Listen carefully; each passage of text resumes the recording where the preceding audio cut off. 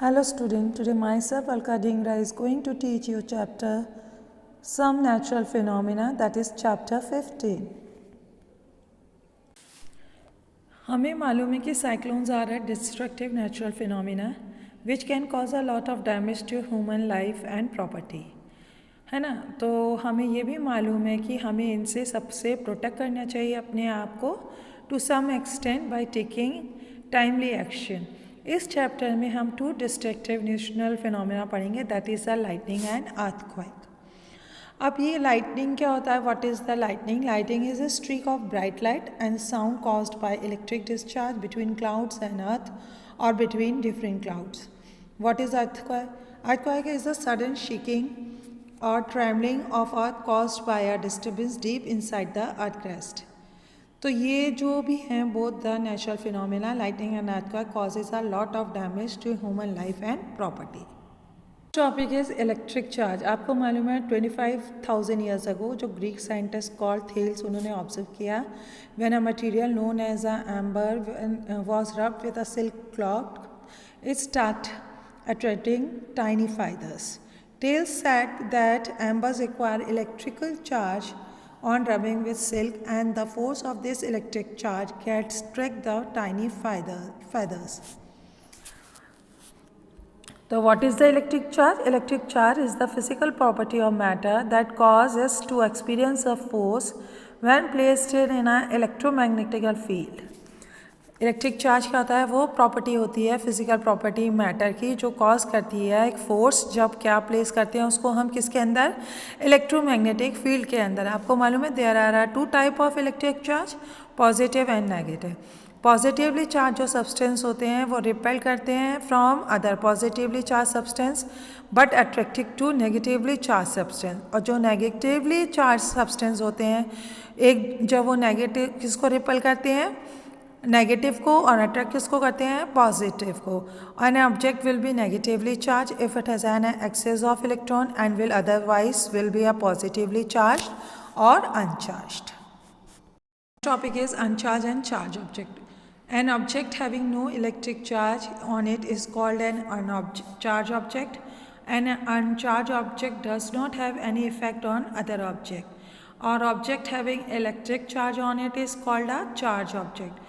तो charge object attract करता है अदर अनचार्ज ऑब्जेक्ट को। जैसे हम एक एग्जांपल बता रही हूँ कि हमने क्या लिया, ग्लास रॉड लिया और उसे हम किसके पास लाए? छोटे छोटे पीसेस ऑफ पेपर के, तो उनके ऊपर कोई भी इफेक्ट नहीं पड़ेगा। लेकिन अगर हम इस रॉड क्लॉथ को फर्स्ट रब कर लें किसी पीस ऑफ सिल्क क्लॉथ से, फिर उसको हम उसके नियर लाएंगे पीस ऑफ पेपर पे, तो जो ग्लास रॉड है वो अट्रैक्ट करेगा tiny piece of paper towards itself. तो ये जो ऑब्जर्वेशन है वो हमें ये बताता है कि जो ग्लास रॉड है वो इलेक्ट्रिकली न्यूट्रल और अनचार्ज होती है, so it has no effect on the tiny piece of paper. लेकिन जब हम ग्लास रॉड को रब करते हैं सिल्क क्लॉथ से तो वो इलेक्ट्रिक चार्ज हो जाती है, और ये electric charge glass rod accept करती है force on the tiny piece of paper and hence attract that. Next, charging on an object by rubbing of friction. आपको मालूम है जो चार्जिंग होता है object by rubbing it with in another object is called charging by friction. जो charging होती है glass rod की by rubbing it with a silk cloth is an example of charging by friction. तो यहाँ पे कुछ एग्जांपल हैं charge. जैसे हमने प्लास्टिक कॉम को रब करते हैं जब ड्राई एयर से, तो प्लास्टिक कॉम एक्वायर कर लेती है electric charge due to friction. फिर ये प्लास्टिक कॉम क्या करती है? इलेक्ट्रिकली चार्ज हो जाती है, फिर ये टाइनी पीस ऑफ पेपर को अपनी तरफ अट्रैक्ट करती है। वैन इस तरह से ये हम देखते हैं कि जो इलेक्ट्रिक चार्ज जनरेट होता है by rubbing are static electric charge. This electric charge remain bound on the surface of the charge object, they do not move by themselves. Next topic is friction charges both the object which are rubbed together. जब दो objects को हम एक दूसरे के साथ रब करते हैं तो जो दोनों ऑब्जेक्ट होते हैं वो चार्ज हो जाते हैं बाय फ्रिक्शन। जैसे एग्जांपल वैन जब हम ग्लास रॉड को रब कर रहे हैं सिल्क क्लॉथ से, तो जो बोथ हैं glass rod as well as the silk cloth get charge. तो जो चार्ज ग्लास रॉड होती है ये अट्रैक्ट करती है tiny piece of paper and the charge silk cloth can also attract tiny piece of paper. तो जो इलेक्ट्रिक चार्ज रिक्वायर्ड होता है glass rod and silk cloth से are however positive in nature. ऐसे ही कन्वेंशन होता है कि electric charge required by glass rod is called positive charge. तो जब ग्लास रॉड एक्वायर कर लेती है electric charge where the cell cloth get a negative charge, तो जब हम रब करते हैं इस तरह से वो एक दूसरे को क्या करते हैं, जो ये अट्रैक्ट करते हैं एक दूसरे की तरफ या एक दूसरे को चार्ज करते हैं। अब जैसे है हमारा next topic how rubbing charges various object, कि जैसे जितने भी ऑब्जेक्ट्स हैं जैसे बॉल पेन हुआ, रबर हुआ या कुछ भी होता है जो ये सब किससे बने होते हैं, टाइनी पार्टिकल्स को, जिनको हम क्या बोलते हैं, एटम्स बोलते हैं। तो जो जितने contain two types electric charge होता है उनके अंदर positive charge and electric charge. Positive electric charge को हम क्या बोलते हैं, प्रोटॉन्स, और नेगेटिव इलेक्ट्रिक चार्ज को हम क्या बोलते हैं, इलेक्ट्रॉन। तो अनचार्ज के अंदर जो number of positively charge particles होता है और नेगेटिवली चार्ज पार्टिकल्स होता है वो इक्वल होता है। जब equal number of positive and electric charge balance करते हैं तो ये इलेक्ट्रिकली न्यूट्रल हो जाता है। और जब ऑब्जेक्ट लूज़ कर देता है नेगेटिवली चार्ज इलेक्ट्रॉन को ड्यूरिंग रबिंग, तो वो क्या एक्वायर कर लेता है, पॉजिटिव इलेक्ट्रिक चार्ज। और जब ऑब्जेक्ट गेन कर लेता है नेगेटिवली चार्ज इलेक्ट्रॉन को ड्यूरिंग रबिंग, तो वो एक्वायर कर लेता है नेगेटिव इलेक्ट्रिक चार्ज। और वेदर क्या करता है, ऑब्जेक्ट लूज कर ले या गेन कर लेता है electrons during rubbing, depend on the nature of material of the object. तो जो मटेरियल होते हैं जैसे glass, woollen cloth, hair and ball point refill, वो लूज कर लेते हैं इलेक्ट्रॉन्स मोर इजीली और ये पॉजिटिवली चार्ज हो जाते हैं on rubbing hand on rubbing. तो अदर हैंड क्या होता है, जो मटेरियल से रबर, बैलून, प्लास्टिक कॉम होते हैं ये इलेक्ट्रॉन्स गेन कर लेते हैं इजीली, इसीलिए ये नेगेटिवली चार्ज हो जाते हैं ड्यूरिंग रबिंग। नेक्स्ट टॉपिक होता है कि types of electric charge and their interaction. हम देखते हैं there are two types of electric charge, positive charge and negative charge. जो पॉजिटिव चार्ज होता है वो रिपेल करता है अनदर पॉजिटिव चार्ज को, बट पॉजिटिव चार्ज अट्रैक्ट करता है नेगेटिव चार्ज। इसी तरह से नेगेटिव चार्ज रिपेल करता है another negative charge, but negative charge attract करता है पॉजिटिव चार्ज को। तो हमें ये पता चल गया कि एक ऑब्जेक्ट के अंदर पॉजिटिव चार्ज है और अदर ऑब्जेक्ट के अंदर नेगेटिव चार्ज है, तो जितने टू ऑब्जेक्ट हैं वो अट्रैक्ट करते हैं ईच अदर को। दूसरे वर्ड में कहें तो पॉजिटिव चार्ज और negative charge attract each other. If the objects have positive charge they repel each other, in other word two positive charge repel each other. If two object have negative charge they repel each other, two negative charge repel each other. तो हम एक और topic देख रहे हैं, via charge object attract an अनचार्ज object. जो पता है आपको, जो चार्ज ऑब्जेक्ट होता है वो अट्रैक्ट करता है अनचार्ज ऑब्जेक्ट को by producing opposite charges in the nearer and of the अनचार्ज object by electrical induction. जैसे हम आपको बता रहे हैं जो प्लास्टिक कॉम होती है वो अट्रैक्ट करती है uncharge piece of paper. Suppose जो नेगेटिवली चार्ज्ड प्लास्टिक कॉम को हम हेल्ड ओवर करते हैं स्मॉल पीस ऑफ पेपर पे, तो जो नेगेटिवली चार्ज प्लास्टिक कॉम है वो क्या प्रोड्यूस करेगी, opposite charge, that is a positive charge in the top end of a paper by electrical induction. तो यही negative charge of plastic com का रिपेल करता है इलेक्ट्रॉन्स को from the top side of paper two it's bottom side, तो वो leave कर देता है टॉप ऑफ पेपर को पॉजिटिवली चार्ज। प्लास्टिक कॉम के अंदर नेगेटिव चार्ज होता है और टॉप ऑफ पेपर पे क्या होता है, पॉजिटिव चार्ज। तो अट्रैक्शन बिटवीन ऑपोजिट चार्ज जो negative charge on plastic com and positive charge on top of paper results in the paper being attracted of paper bye including opposite charge in the top end of the paper. Next topic is electroscope. What is electroscope? Electroscope is a device for detecting electrical charge on an object. इस electroscope को use करके हम बता सकते हैं कि object is electrically charge है और नॉट। जो इलेक्ट्रोस्कोप होता है ये फर्स्ट इलेक्ट्रिकल मेजरिंग इंस्ट्रूमेंट है और इसको फर्स्ट जो इलेक्ट्रोस्कोप है उसके अंदर पाइवेटेड निडल थी कॉल्ड द वर्सोरियम, और ये किसने इन्वेंट किया था, British physician William Gilbert around 1600। आपको मालूम है ये बताता है कि ऑब्जेक्ट इज़ पॉजिटिवली चार्ज और negatively charge. It will cause the aluminium leaves of the electroscope to diverge when touch with the metal top of the electroscope. जितना amount ज़्यादा होगा इलेक्ट्रोस्कोप का इलेक्ट्रिक चार्ज का ऑब्जेक्ट पे, उतना ही जो उसके अंदर एल्युमिनियम लीव्स हैं वो डाइवर्ज हो जाएंगी, और जो अनचार्ज ऑब्जेक्ट है तो वो aluminium leave will not diverge at all. तो जो electric charge of a charge glass rod charge plastic has been transferred to the aluminum leaves through a metal paper clip. An electroscope. Electroscope is a device used to test whether the object is having electric charge or not. Simple electroscope can be made by using an empty bottle, a piece of cardboard, a paper clip, and two small strips of aluminum foil. Pass one end of the paper clip through the cardboard and hang the two aluminum strips from the other end. If charge body is attached to the end of the paper clip, the aluminum strips repel each other.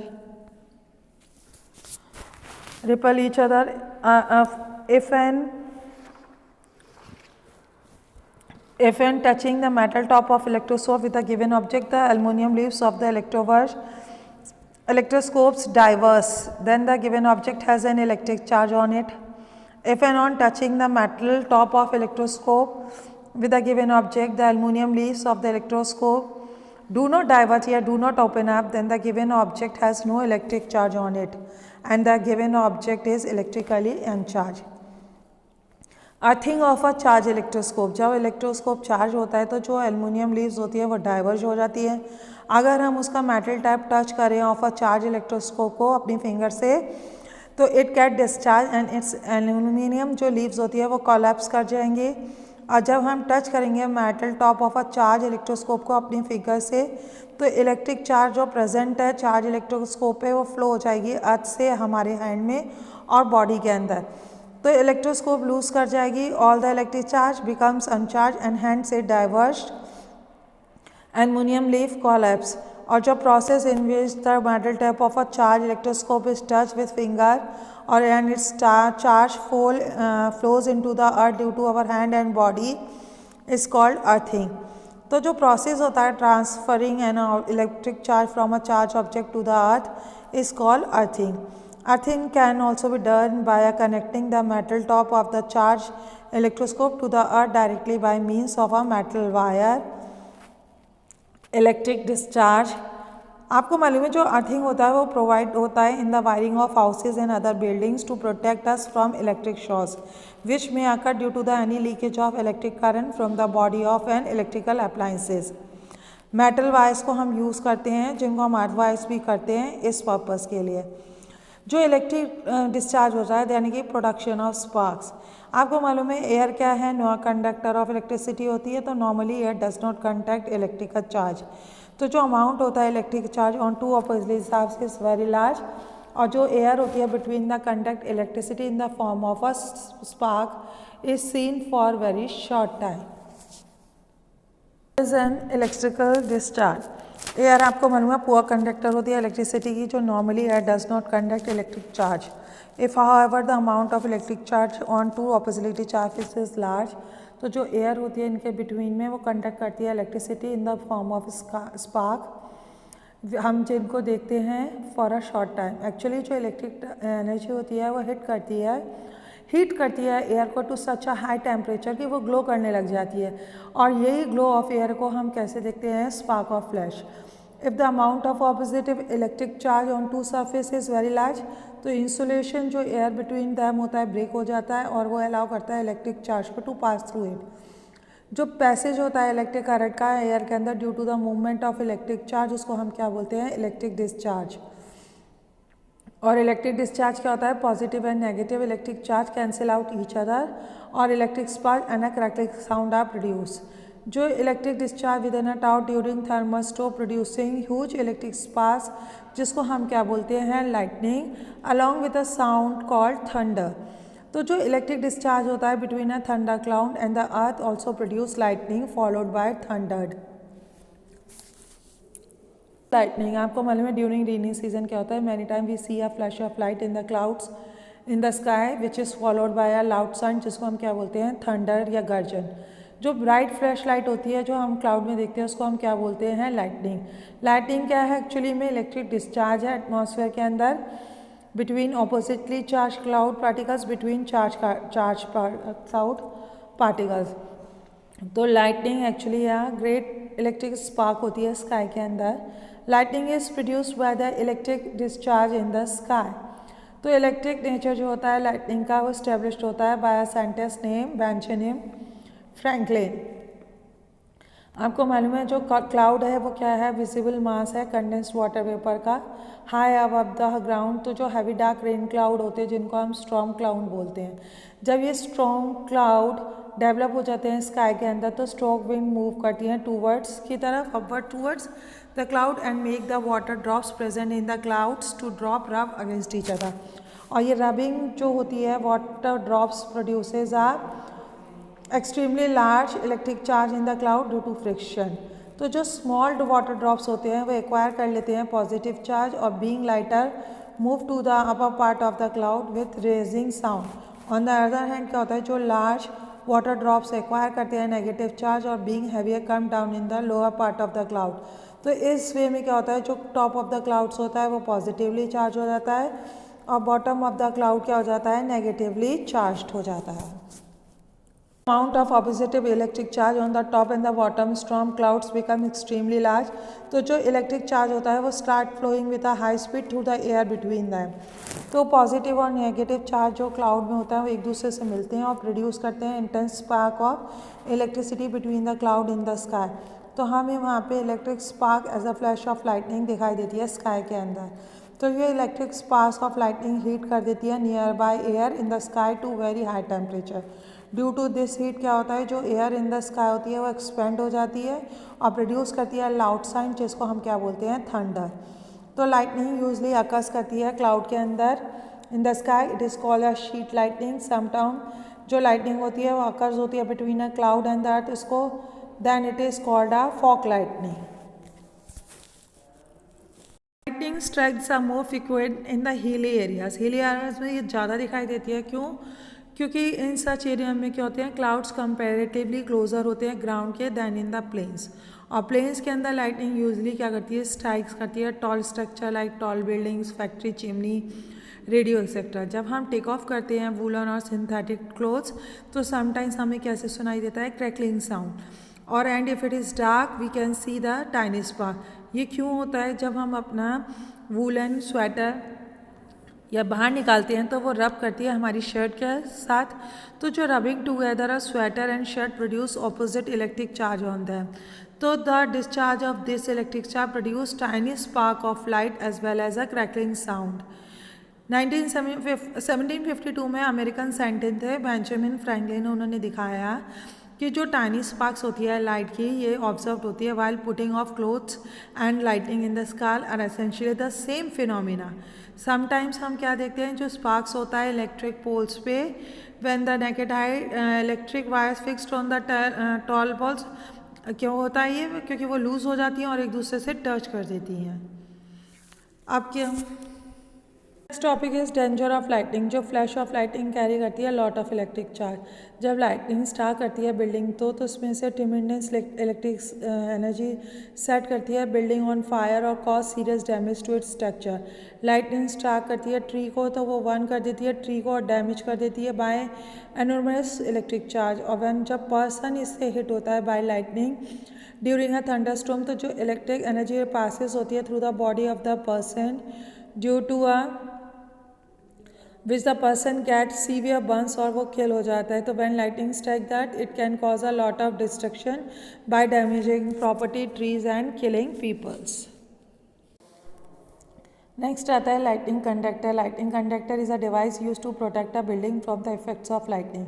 Toll buildings को हम किससे protect करते हैं, lightning strike by using a device called lightning conductor. जो lightning conductor होता है वो किससे बना हुआ होता है, थिक प्लेट ऑफ मेटल। जो top end of lightning conductor होता है pointed like a sharp spike और इसे fixed above the highest point of the building और from the top of the building. तो जो ये थिक मेटल स्ट्रिप्स कहाँ तक जाता है, outer wall of the building to the ground. तो जो लोअर एंड होता है मेटल स्ट्रिप का वो जॉइंट होता है to a metal plate and bury deep in the ground near the base of the building. जब लाइटनिंग स्टार्ट करती है तो ये हिट कर देता है top of the lightning conductor rather than the building. और जो इलेक्ट्रिक एनर्जी होती है लाइटनिंग की वो पास करती है थ्रू द मेटल स्ट्रिप और कहाँ चली जाती है, discharge safely into the ground through the buried metal plate. तो no electric charge produced by the lightning passes through the building, no damages cost store. तो जो लाइटनिंग होती है discharge harmlessly into the ground through the lightning conductor fitting on a tall buildings and other tall structures. Matches to protect our self from lightning, हमें क्या करना चाहिए अपने आप को बचाने के लिए कि हमें no open spaces safe during lightning and thunderstorm.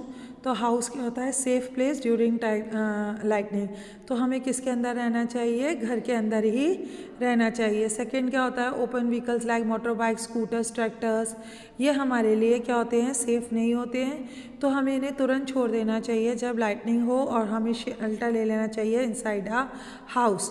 अगर पर्सन ओपन स्पेस में है तो थंडरस्टॉर्म और लाइटनिंग बिगन हो जाए तो स्टूबल शेल्टर ना हो तो वो क्या करना चाहिए उसे कि वो ओपन स्पेस में person should never stand under a tree to the shelter during a thunderstorm because there is a danger of lightning strike the tree and burning it off। तो इसलिए हमें पेड़ के नीचे नहीं खड़ा होना चाहिए। अगर हम बाहर हैं तो person should not lie on the ground during the thunderstorm and lightning, person should squat low on the ground during lightning, person should place his hand on his knees and his hand between the hands. ये position उस person को shortest object बना देती है जिससे light उसको easily hit कर नहीं पाती है।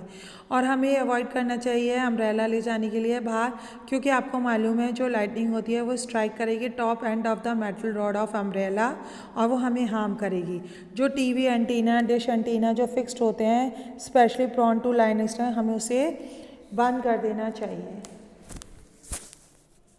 Next topic is what is an earthquake. An earthquake is a sudden shaking of the earth which has last for very short time. Earthquake कैसे caused होता है? By the violent movements of rocks deep inside the earth's crust. Earthquakes occur करता है all the time all over the earth. क्या होता है most of this जो earthquakes होते हैं इतने माइल्ड होते हैं कि हमें पता भी नहीं चलते हैं, और जो मेजर earthquakes होते हैं वो लेस फ्रिक्वेंट होते हैं but they are very dangerous. Earthquakes जो होते हैं कॉज करते हैं image damage to house, other buildings, bridges, dams and people etcetera. Lot of people gets killed when they get buried under the debris of collapsed house and other buildings during an earthquakes. और ये flood भी cause करता है, landslide and tsunamis जो होते हैं। ये earthquakes आपको मालूम है डिस्ट्रक्टिव फिनोमिना है। तो जैसे अर्थक्वेक है जिसको हम पहले प्रिडिक्ट नहीं कर पाते हैं, कोई भी नहीं बता सकता कि कब और कहाँ अर्थक्वेक हो सकता है। What is the structure of earth? Inside of earth is made up of 3 main layers: core, mantle and crust। जो कोर होती है वो inner most part of the अर्थ होती है जिसको हम क्या बोलते हैं कोर। और core of the earth is made up mostly of iron. ये बहुत ज़्यादा हॉट होती है और ये लिक्विड में होती है, whereas the inner part of core जिसको हम इनर कोर बोलते हैं is under such high pressure that is solid. Second part होता है मैंटल, जो central region of the earth होता है is called mantle. Mantle is the middle layer of the earth mostly made up of dense solid rocks. Some of mantle is however the mixture of solid rocks and molten rocks like the lava from a volcano. Heat coming from the core of earth warms the mantle. Heating set up huge convection current in the mantle. और जो giant convection current occurring होती है जो mantle का can make the mantle move very very slowly. Third part होता है crust, जो outer most layer होती है अर्थ की उसको हम crust बोलते हैं। Crust of earth is made up of lighter rocks than that of mantle. Crust is of earth is thicker where there is a land. Crust of earth under the ocean is thinner. Whole crust of earth is not in one piece. Crust of earth is made of many huge pieces of flat rocks. और जो east piece of the earth crust होता है उसको हम क्या बोलते हैं plate. तो crust of earth is divided into many plates. Plates of earth on which continent exist are called continental plates, where those plates of earth on which oceans exist are called oceanic plates। क्या होता है due to the convection current जो इसके अंदर होती है mantle के अंदर, plates of earth crust moving around very very slowly. तो रीज़न जो होता है अर्थक्वेक्स अकर इज दैट जो earth crust is made of a number of plate which are able to move. Earthquakes occur mostly at the edge of moving plate of the crust. earthquakes occur. आपको मालूम है जो अर्थ का अकर होता है जब moving plate of the earth crust slide करती हैं पास्ट वन अदर और या कोलाइड करती हैं विद वन अनदर। कैसे? प्लेट्स ऑफ अर्थ क्रस्ट आपको मालूम है made of huge rocks having rough edges. अब क्या होता है जब हाईली रफ एजेस होती हैं तो जब मूवमेंट होता है टू क्रस्ट प्लेट्स के अंदर वो स्मूथ नहीं होता है और two huge plate of earth crust slide past one another, they rub against one another flawlessly and the rocks on their edges get entangled. और इसी इंटेंगलमेंट ऑफ द रॉक्स से क्या होता है जो टू क्रस्ट प्लेट्स होती हैं वो स्टॉप हो जाती हैं मूविंग फॉर सम टाइम, और इसी पीरियड के अंदर जो प्लेट्स होती हैं still pushing against one another and lying to move but they are not moving, और ये बिल्डअप कर देती हैं pressure between the two plates of crust. और जब सफिशिएंट प्रेशर इसके अंदर आ जाता है टू क्रस्ट प्लेट्स के अंदर तो जो इंटेंगल रॉन्ग होते हैं टू प्लेट्स के वो ब्रेक हो जाते हैं open with a big jolt. और जब entangle rocks of two crust plates breaks open suddenly with a break jolt तो earthquakes occurs releasing a tremendous amount of energy, और ये sudden release of tremendous amount of energy produces shock waves जिनको हम क्या बोलते हैं seismic waves, जो क्या करती हैं अर्थ को शेक करना शुरू कर देती हैं। आफ्टर द अर्थक्वेक क्या होता है जो प्लेट्स ऑफ अर्थकट्स होती हैं स्टार्ट कर देती हैं फिर मूविंग और फिर कंटिन्यू मूव करती रहती हैं until they entangled again. Second reason मैंने क्या बताया था कि जब to plates of the earth crust होता है मूविंग ऑन ऑपोजिट डायरेक्शन एक दूसरे से कोलाइड यानी कि टकराती हैं और end of this crust plates buckle and fold forming new mountains and causing earthquakes. तो जो tremendous amount of energy release होती है जब two earth plates earth class जब कोलाइड करते हैं एक दूसरे के साथ तो ये सेंस करती हैं शॉक वेव्स जिसको हमने अभी बताया था सेस्मिक वेव्स बोलते हैं थ्रू आउट द अर्थ। और ये जो शॉक वेव्स या सेस्मिक वेव्स होती हैं सरफेस ऑफ द अर्थ से पूछ जाती हैं और ग्राउंड स्टार्ट करता है शेकिंग वायलेंटली, और shaking of the ground is felt as an earthquake. इसी तरह से collision of two making moving plates of earth crust also causes earthquakes. Now what is seismograph? आपको मालूम है जब अर्थक्वेक ट्रेमर्स प्रोड्यूस करता है शॉक्स वेव जिनको हम सेस्मिक्स वेव बोलते हैं, ये ट्रैवल करती हैं in all direction through the earth and also reaches the surface of the earth. Seismograph is an instrument which measures and records the magnitude of an earthquake in terms of the shock waves it produces. Seismograph जो होता है detect करता है shock waves produced by the earthquake and also record the shock waves on the paper in the form of graph. Seismograph is also known as a seismometer. Seismograph consists करता है heavy weight ball suspended from a support with the help of a strong wire. ये support attached होता है base of seismograph पे and the base of seismograph fixed होता है rigidly to a solid rock on the surface of earth. उसमें pen attached होता है to the lower end of the hanging heavy weight जब, और ये पैन क्या करता है trace lines on a graph paper bound around a rotating drum which lies beneath it. और ये क्या होता है कि जो जब अर्थक्वेक्स आकर होता है तो अर्थ क्या करती है स्टार्ट कर देती है शेकिंग, जिसकी वजह से बेस ऑफ सेस्मोग्राफ जो फिक्स्ड होता है अर्थ से also start shaking, but the freely suspended जो हैवी वेट होता है do not shake during the earthquake, they remain stationary. जैसे graph paper on the rotating graph shake करता है विद द शेकिंग अर्थ, तो जो पैन अटैच्ड होता है सस्पेंडेड वेट से रिकॉर्ड कर देता है vibration produced by earthquake on the graph paper which move under it. तो पैन ट्रेस करता है relative movement between the shaking earth and the stationary suspended heavy weight, और जो ट्रेस होता है graph paper records the earthquake, और जो trace produced होता है by the seismograph during earthquake ये नोन एज सेस्मोग्राम। और जो सेस्मोग्राम रिकॉर्ड करता है वो शो करता है कि सेस्मिक वेव और earthquake waves recorded on a graph paper by a seismograph. It also shows the duration for which the earthquake last in second. जो अर्थक्वेक रिकॉर्डिंग लेबोरेटरीज होती हैं has been establish all around the world by studying. हम जब study करते हैं seismograph records of an earthquake produce at various seismic scientist हमें construct करते हैं complete map of an earthquake giving it's focus epicentre magnitude and derivation. जब place inside the earth crust where the earthquake generate होता है उसको हम क्या बोलते हैं, फोकस ऑफ द अर्थक्वेक। जो फोकस ऑफ एन अर्थक्वेक होता है वो डीप अंडरग्राउंड होता है। तो जो सेस्मिक वेव्स होती हैं स्प्रेड होती हैं फोकस से और ट्रैवल करती हैं through the earth in all direction. Focus is actually source of an earthquake, और जो point of earth surface is directly above the focus उसको हम क्या बोलते हैं, epicentre. Protection against earthquakes. Earthquakes क्या होती है, हाईली डिस्ट्रक्टिव, और ये प्रोटेक्ट भी नहीं होता है, इसीलिए हमें precaution to protect our selves all the time if we live in a seismic zone. तो कौन कौन से इम्पॉर्टेंट प्रिकॉशंस होते हैं। First, all the house and other building in seismic zone should be designed and constructed in such way that they can withstand major earthquake tremors. Secondly, highly seismic area में use of mud and timber for building houses is better than using heavy construction material. The roofs of house in such areas should be kept as light as possible so that in case of roof falls during an earthquake, the damage will not be too much. Cupboards and shelves should be fixed to the walls so that they do not fall easily when shaking occurs during an earthquake.